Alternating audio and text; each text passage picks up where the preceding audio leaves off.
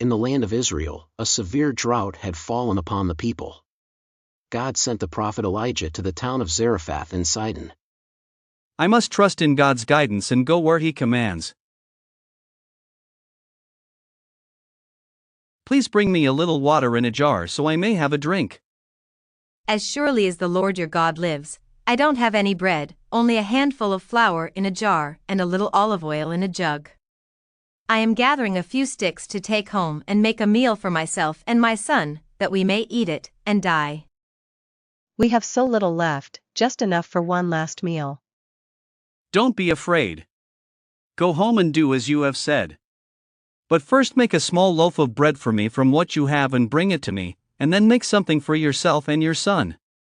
For this is what the Lord, the God of Israel, says, the jar of flour will not be used up and the jug of oil will not run dry until the day the Lord sends rain on the land.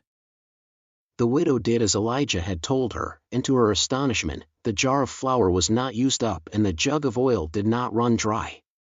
Day after day, she and her household had food to eat.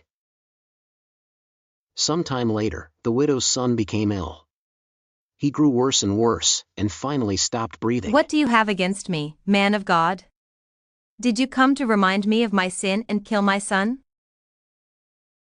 Elijah took the boy from her arms, carried him to the upper room where he was staying, and laid him on his bed.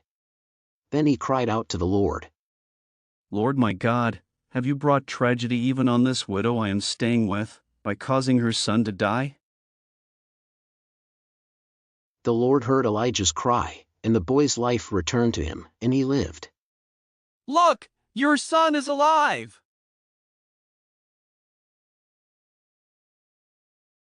Now I know that that man was a man of God and that the word of the Lord from his mouth was the truth.